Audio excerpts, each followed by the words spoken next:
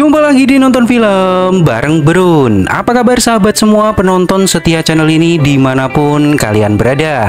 Semoga selalu dalam keadaan sehat dan banyak rezekinya. Di episode kali ini sebuah film spesial untuk menemani aktivitas kalian yang berjudul Hell or High Water. Film ini rilis tahun 2016.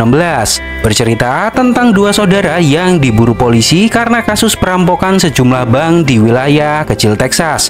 Langsung aja mari kita mulai alur cerita film kali ini.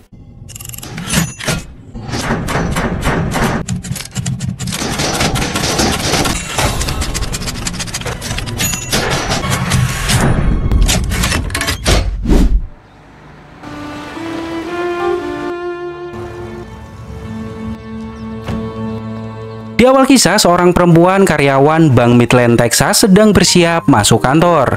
Lalu dua orang bertopeng merampok bank tersebut. Mereka menyuruh perempuan itu membuka laci penyimpanan uang. Perempuan itu mengatakan bahwa bank baru buka dan tidak ada uang di laci. Uang disimpan di brankas dan yang memiliki akses ke sana hanyalah manajer bank. Sebentar lagi manajer bank akan datang. Karena tidak percaya, dua perampok tersebut membongkar laci. Dan benar saja, tidak ada uang sama sekali di tempat itu. Akhirnya mereka berdua menunggu manajer bank datang. Tell me I'm stupid again. What time does Mr. Clausen get here? Ma'am, look at me. 8:30 every morning. We're walking. And sit. Where do you think you're going? Sit on the floor! You're stupid. Saying about you, darling. Elsa, you all right? Good morning.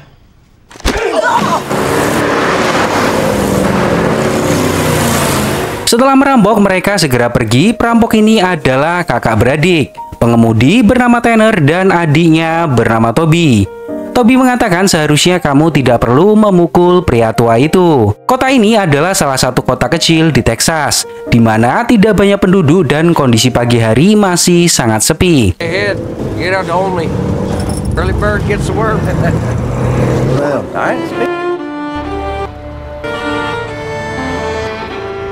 Di sebuah cabang Bank Midland, seorang koboi tua sedang menukarkan uang koin yang dia temukan di peternakannya. Tak lama setelah itu, Tanner dan Toby merampok bank tersebut. This one says 1953. You could be sitting on a fortune. Open the drawer! Open the mother! 1s, 5s, 10s. Boys robbing the bank. Shut up. On the counter.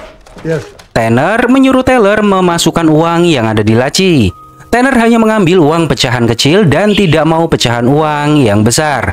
Tanner juga memberikan uang tips kepada kasir sambil mengucapkan terima kasih. Let's go. Turn around, son of a bitches. Fuck you, old man.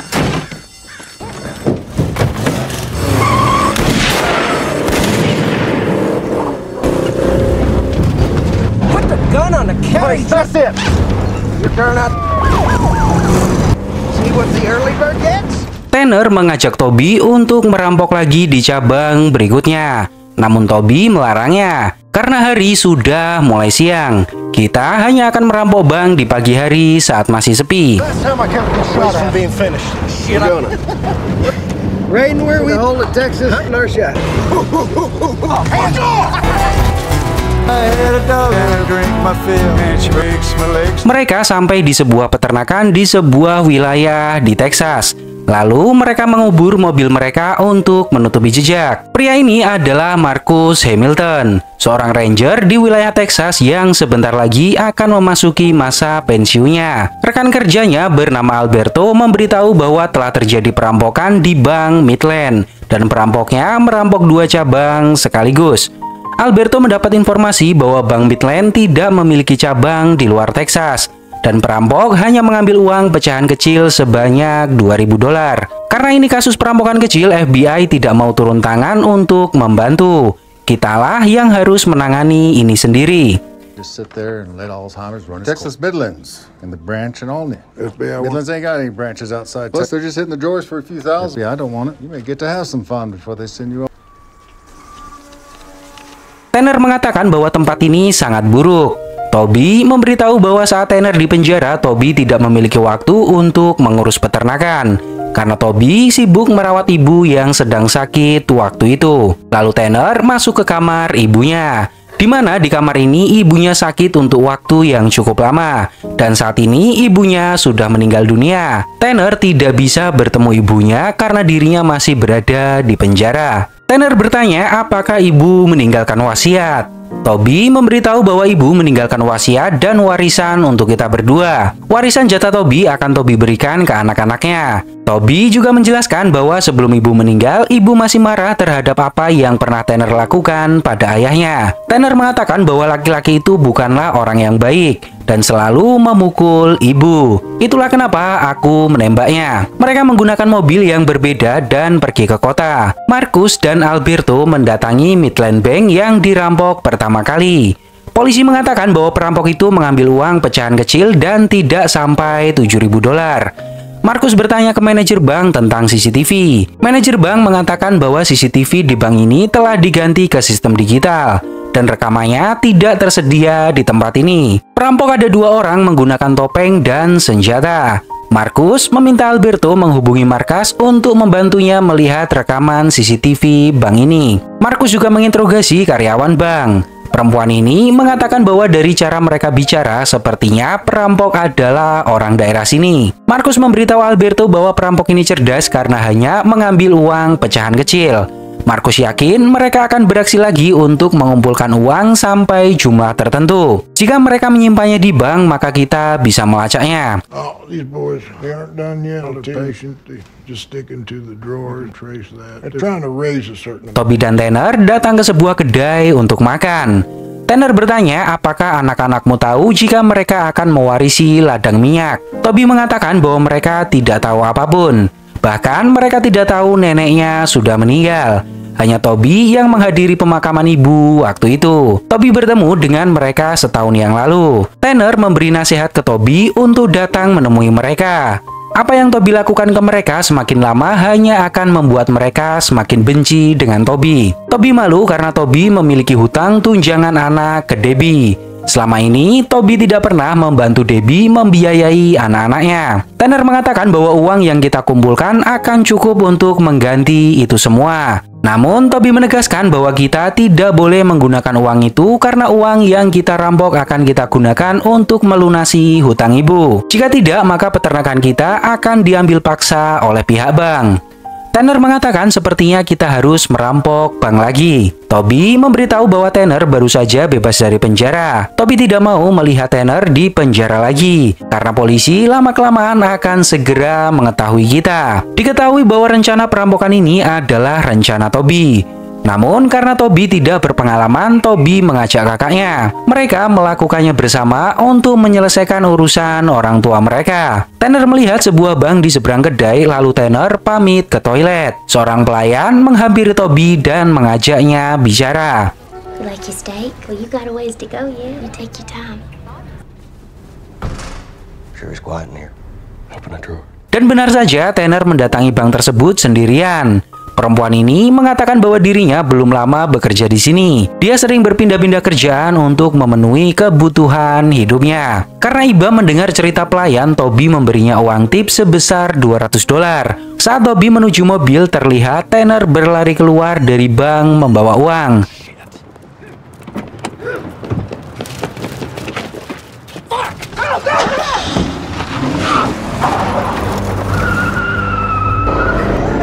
That's a child support. Must be out of my goddamn mind. That's child! Ah!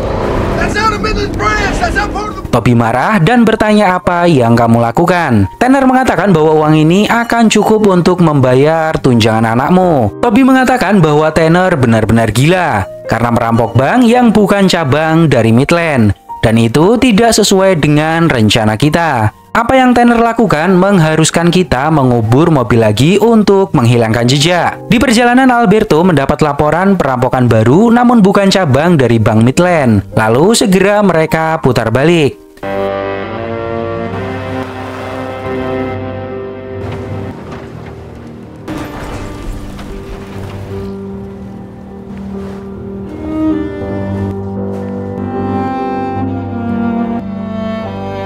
Mereka berdua menggunakan mobil yang berbeda lagi untuk pergi. Marcus mengatakan ke Alberto bahwa pelaku perampokan ini bukan seseorang yang ceroboh. Mereka melakukan semua aksinya terencana. Alberto bertanya tentang masa pensiun Marcus. Marcus mengatakan dia belum memiliki rencana untuk masa pensiunnya. Alberto akan pergi dari Texas bersama anak istrinya untuk menikmati masa pensiunnya. Marcus mengatakan jika salah satu perampok itu menginginkan baku tembak, mungkin itu bisa menjadi masa pensiun terbaik untuk Marcus. Di tengah perjalanan mereka berpapasan dengan penggembala sapi yang melintas. Terlihat kebakaran ladang di depan. Mereka mengatakan bahwa api itu berasal dari jalanan kota dan itu sudah sering terjadi. Marcus meminta maaf karena tidak bisa membantu. Marcus juga bingung harus melaporkannya ke siapa untuk urusan seperti ini. 21st century, I'm racing. I wonder why my kids won't do it. Oh, it's gonna burn out when I just find a call around here, and these boys is on their own. Another car, so we'll have to hit 2 banks on Wednesday. Stop worrying. Whose land is this? Toby mengatakan bahwa gara-gara Tanner merampok, besok kita harus mencari mobil baru lagi. Dan hari Rabu, kita harus merampok 2 bank sekaligus. Yang seharusnya kita hanya merampok 1 kali. Toby bertanya, ini rumah siapa? Tanner mengatakan ini rumah temannya. Dia mengizinkan dirinya tinggal di sini untuk sementara waktu. Lalu Tanner mengambil senapan dan beberapa pistol. Toby bertanya untuk apa semua itu. Jangan bilang senjata ini akan digunakan untuk merampok. Tanner mengatakan bahwa senjata ini tidak aman jika disimpan di rumah Taylor ini. Marcus mendatangi bank dan menginterogasi Taylor. Perempuan ini tidak berani mengatakan apapun karena pelaku mengambil SIM-nya dan mengancam akan mendatangi keluarganya jika memberitahu polisi. Marcus menegaskan bahwa polisi akan mengirim orang untuk berpatroli di rumahnya. Marcus bertanya ke manajer bank apakah bank ini ada CCTV. Manajer bank mengatakan tentu ada. Apa jadinya kalau bank tidak memiliki CCTV? Lalu Marcus menyuruh Alberto melihat rekaman CCTV-nya. Marcus akan datang ke kedai seberang, siapa tahu mereka ada yang melihat. Marcus bertanya ke pelayan apakah ada orang asing yang datang ke sini beberapa waktu sebelumnya. Pelayan mengatakan bahwa ada 2 pria tampan yang makan di sini. Marcus juga bertanya ke beberapa pria yang sedang makan. Apakah kalian tahu tentang perampokan bank di seberang? Mereka mengatakan tentu tahu dan tidak keberatan dengan perampokan tersebut karena bank itu telah merampok uang darinya selama 30 tahun ini. Mereka juga yakin pelakunya adalah pria yang duduk di meja itu beberapa waktu sebelumnya. Dia sempat ngobrol dengan salah satu pelayan. Lalu seorang pelayan mendatangi Marcus. Marcus bertanya ciri-ciri pria yang berbicara dengannya. Perempuan ini mengatakan bahwa mereka tidak terlihat seperti perampok dan mereka tidak bilang akan merampok bank. Marcus bertanya berapa tips yang mereka berikan padamu. Perempuan ini mengatakan $200. Marcus akan menyita uang tersebut untuk bukti. Namun perempuan ini menolaknya. Ini adalah uang tipsku dan sangat berharga karena akan dia gunakan untuk membayar cicilan rumah. Marcus tidak peduli dengan hal itu dan tetap akan menyita uang tersebut. It's evidence if they're the then and have my mortgage. So you go out there and you get a warrant that I will be using to keep a roof over my dog. One man hit the bank. Checkered button-down shirt. All the video tells. Alberto memberitahu bahwa pelakunya hanya 1 orang. Marcus menyuruh Alberto menginterogasi pelayan yang berbicara dengan pelaku. Karena dia tidak mau bicara padaku. Lalu pesanlah sebuah kamar motel. Kita tidak akan kembali dan akan menginap di daerah sini. Marcus yakin mereka akan melakukan perampokan lagi. Pria di kedai mengatakan, merampok bank lalu membelanjakan hasil rampokannya bukan zamannya lagi. Mereka tidak akan melakukan hal itu. Tanner bertanya apa Toby tahu cita-cita anaknya. Toby mengatakan bahwa anak yang paling besar ingin menjadi pemain football. Tanner memberitahu bahwa saat ini umurnya 39 tahun dan 10 tahun waktunya mendekam di dalam penjara. Jika anak-anak Toby tidak mengikuti jejak kita, maka mereka akan baik-baik saja. Mereka berhenti di sebuah pom bensin. Toby ingin membeli beberapa bir. Sebuah mobil berhenti di samping Tanner. Lalu pria di mobil itu tidak terima karena Tanner melihat ke arahnya. Pria itu juga mengintimidasi Tanner bahwa dirinya membawa pistol. Tanner mengatakan bahwa kamu akan menyesal mengeluarkan pistol tersebut.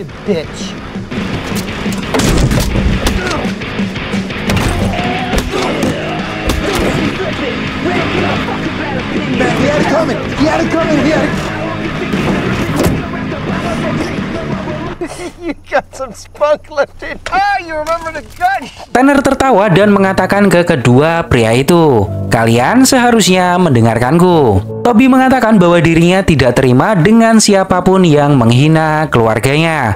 Mereka berdua datang ke sebuah kasino, menukarkan semua uang menjadi chips. Tanner mengambil beberapa chip dan menggunakannya untuk berjudi, dan sisanya disimpan oleh Toby karena Toby tidak suka bermain judi. Seorang perempuan muda mendekati Toby dan merayunya karena perempuan itu melihat Toby membawa chip yang sangat banyak. Tanner bermain poker dan salah satu lawannya adalah seorang Indian.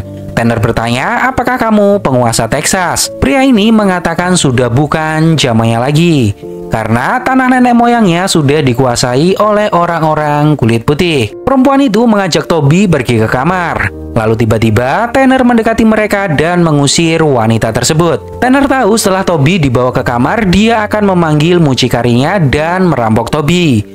Lalu mereka berdua membawa chip ke penukaran uang. Toby menukarnya separuh cash dan separuh dalam bentuk cek, dan ceknya akan diuangkan di bank Midland, Texas. Lalu mereka mencari kamar untuk bermalam. Di dalam kamar sebuah motel, Marcus mengatakan ke Alberto bahwa bulan depan Alberto akan merindukan sosok Marcus. Marcus keluar dari kamar karena tidak bisa tidur. Keesokan paginya, Alberto bertanya, "Apa yang kamu lakukan di sini?" Marcus mengatakan sedang berlatih tidur di teras untuk masa pensiunnya. Toby datang ke sebuah kantor pengacara meminta pengacara tersebut untuk melawan bank yang akan menyita lahan peternakan ibunya. Toby juga sudah menyiapkan uang untuk membayar semua hutang-hutang milik ibunya. Pengacara ini mengatakan bahwa uang dari kasino tidak mungkin bisa dilacak. Semuanya aman, terkendali. Ternyata tujuan Toby datang ke kasino menukar uang dengan chip, lalu menukarnya kembali dengan uang hanya untuk menghilangkan jejak uang tersebut. Pria ini memberitahu perlu $32.000 untuk melunasi pinjaman hari tua orang tua Toby. Lalu utang pajak properti sebesar $11.000. Jika semua sudah tersedia, maka peternakan keluarga Toby akan aman.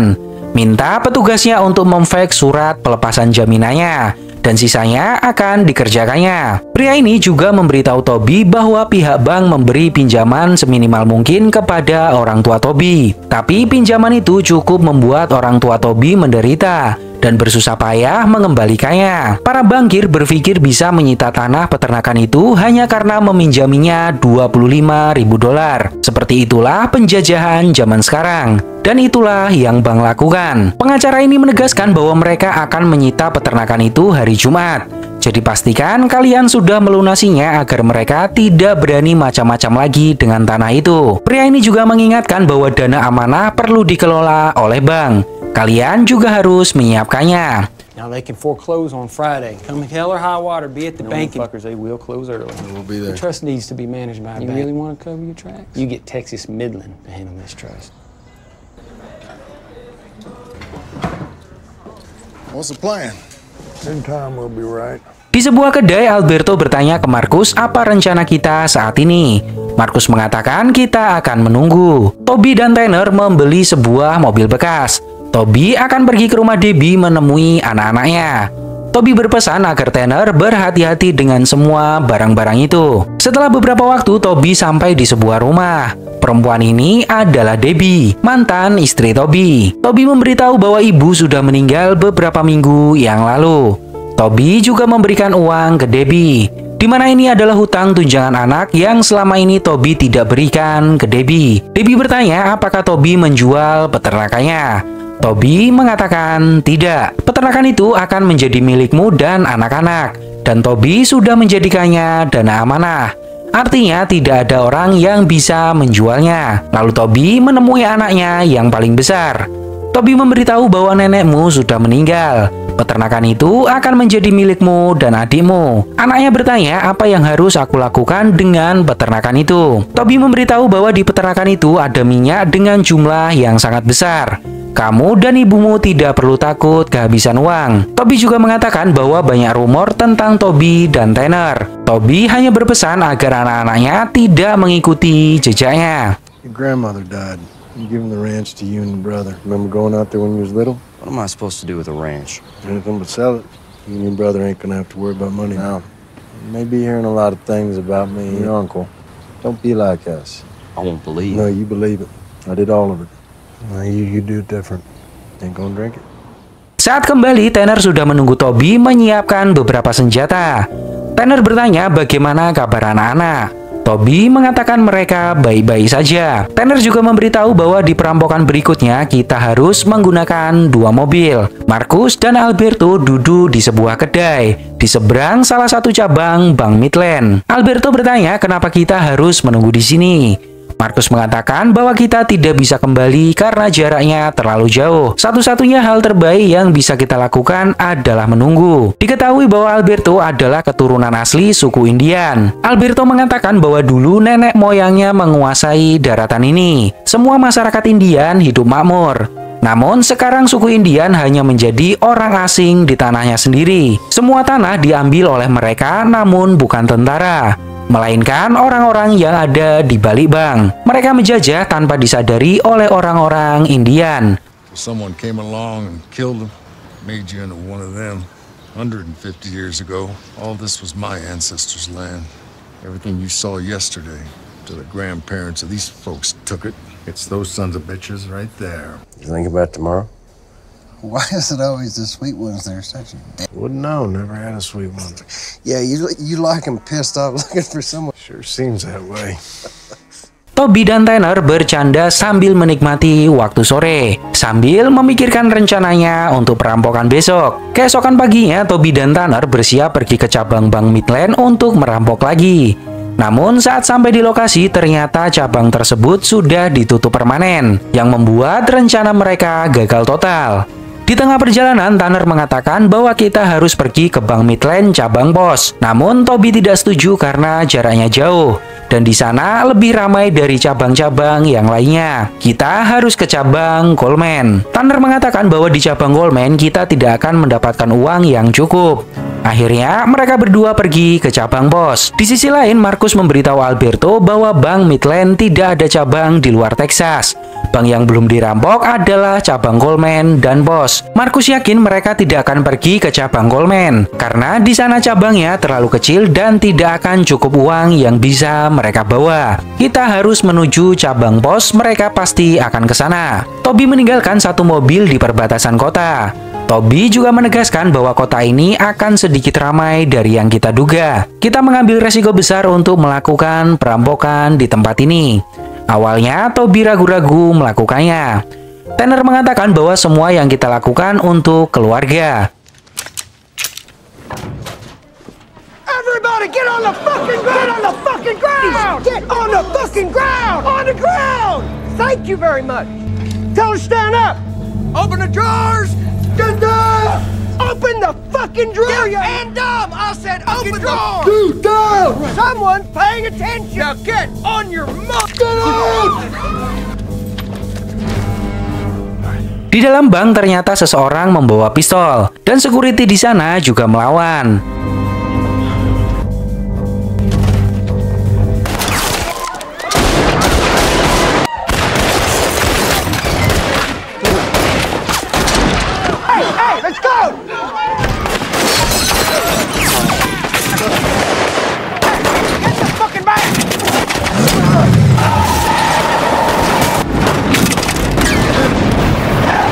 Mereka tidak pernah menduga bahwa masyarakat di tempat ini rata-rata memiliki senjata. Marcus mendapat kabar bahwa Bank Midland cabang pos sudah dirampok. Terjadi baku tembak di tempat itu dan saat ini warga sekitar sedang mengejar pelaku yang melarikan diri. Toby terkena tembakan di perutnya.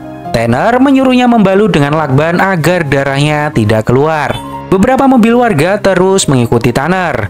Tanner menyuruh Toby harus kuat. Kita melakukan ini untuk anak-anakmu.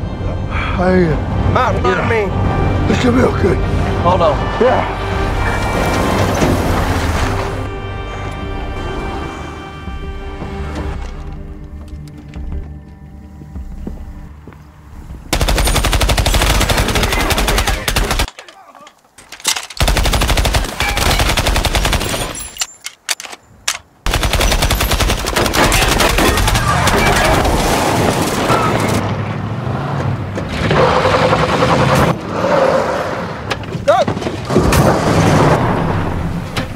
Mereka sampai di mobil yang ditinggalkan beberapa waktu yang lalu. Toby mengajak Tanner pergi bersama, namun Tanner menolaknya. Tanner menyuruh Toby untuk menyelesaikan kewajibannya kepada anak-anak dan sampaikan salamku padanya. Tanner akan mengalihkan perhatian polisi. Tanner juga mengatakan bahwa dirinya sangat menyayangi Toby. Tak selang berapa lama Toby berpapasan dengan polisi. Mereka mengejar Tanner pergi. This is what they call white man's into.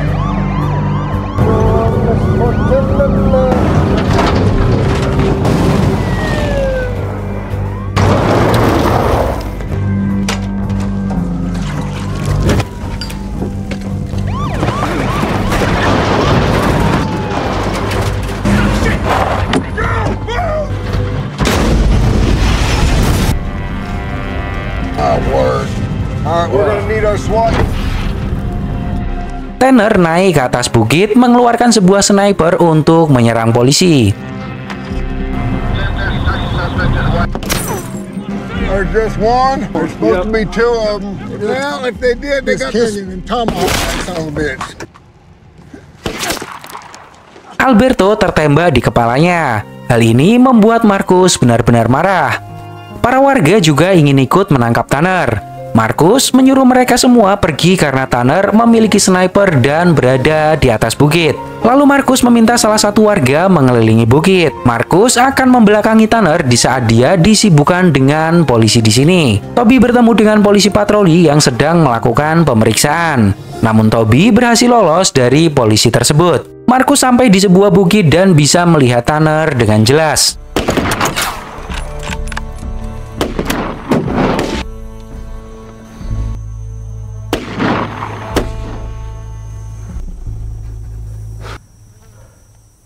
Lord of the Plains.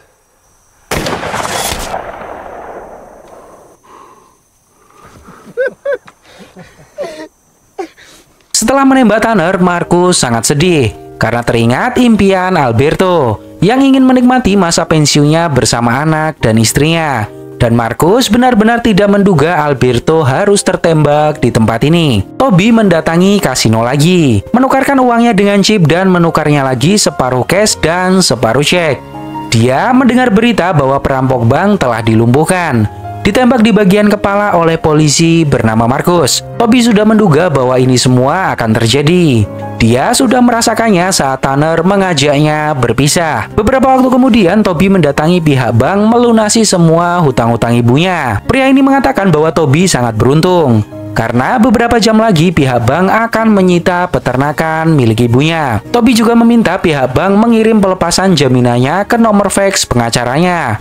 Dia yang akan mengurus sisanya. Setelah beberapa waktu, pria ini mengatakan bahwa saat ini peternakan itu kembali utuh menjadi milik keluarga Toby. Toby bertanya apakah Bank Midland mengelola dana amanah. Beberapa waktu berlalu, Marcus sudah memasuki masa pensiunnya. Tugasnya digantikan oleh seorang perempuan yang lebih muda. Marcus datang ke kantor dan ingin melihat catatan keluarga Tanner. Tanner pernah dipenjara karena tidak sengaja menembak ayahnya saat berburu, dan hakim memutuskan bahwa tindakan itu disengaja. Banyak melakukan kejahatan dan penyerangan. Marcus bertanya, apakah kalian melepaskan adiknya? Perempuan ini mengatakan bahwa adiknya sangat bersih.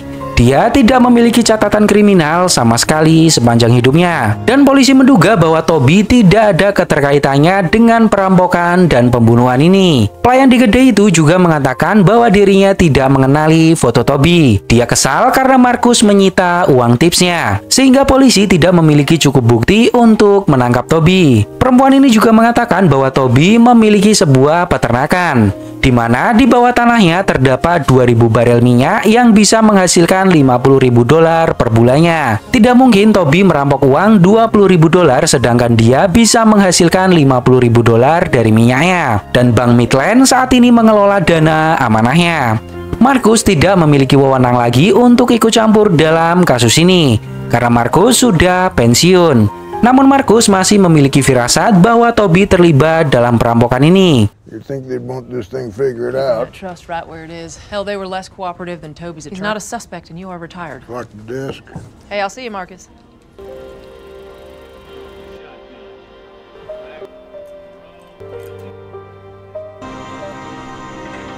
Setelah beberapa waktu berpikir, akhirnya Markus memutuskan mendatangi rumah Toby. Markus mengatakan bahwa dirinya lah yang membunuh Tanner. Toby bisa menembaknya jika mau, karena Toby juga memegang senapan. Jika tidak menembak, maka Markus ingin duduk dan bicara.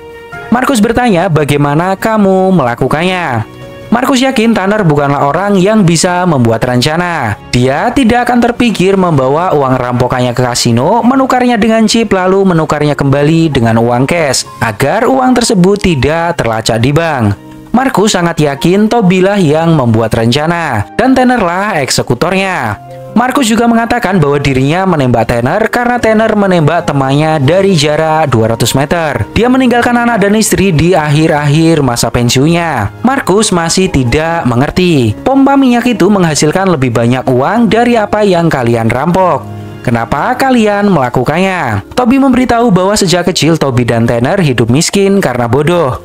Walaupun sumber daya ada, namun orang tua mereka tidak bisa memanfaatkannya. Ayahnya sering memukul ibunya, hingga dia meninggal dunia ditembak oleh Tanner. Lalu ibunya harus berjuang melunasi semua hutang-hutang keluarga, hingga ibunya terlilit hutang. Dan peternakan ini menjadi jaminannya. Bank akan merebut tanah ini secara paksa. Dan Toby tidak akan membiarkannya karena tanah ini adalah milik anaknya. Toby tidak mau melihat anaknya hidup miskin sepertinya. Toby juga mengatakan bahwa selama hidupnya Toby tidak pernah membunuh. Namun jika saat ini Markus ingin menyelesaikannya, Toby siap adu tembak. My partner had a family. I don't got no pump job sitting this thing. You expect me to believe you? Oh no, this was you.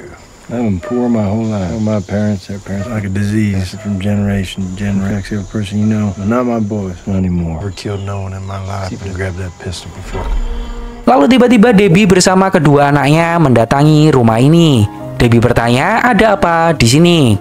Markus mengatakan bahwa dirinya adalah teman lama Toby. Toby memberitahu Markus bahwa rumah ini bukan miliknya lagi, namun milik anak-anaknya. Toby kesini hanya membantu mereka memperbaiki rumah. Di akhir cerita, saat akan pamit, Toby mengatakan ke Markus bahwa dirinya menyewa sebuah rumah di kota. Markus bisa mampir ke sana untuk menyelesaikan pembicaraan ini. Markus mengatakan bahwa Toby tidak akan bisa mengakhirinya. Begitu juga dengan Markus.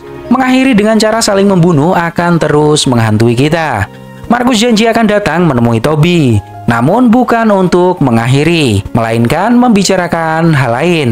Karena saat ini kita sama-sama sudah pensiun dalam urusan kita masing-masing. Film ini berhasil mendapat rating yang cukup tinggi di IMDb, menggambarkan kondisi dari waktu ke waktu di mana penjajahan modern semakin lembut dan dilakukan bukan dengan cara kekerasan. Dalam film ini beberapa kali ditegaskan bahwa penjajah modern saat ini adalah bankir yang memberikan pinjaman lalu merampas aset peminjam jika tidak sanggup membayar hutang plus bunganya. Dan hal ini bukan hanya terjadi di Amerika, melainkan di seluruh dunia termasuk Indonesia. Semoga sahabat semua bisa mengambil pelajaran penting dari film ini. Dan saya doakan semoga sahabat semua terhindar dari hutang bank yang menyiksa. Terima kasih sudah menonton sampai akhir dan sampai jumpa di episode berikutnya.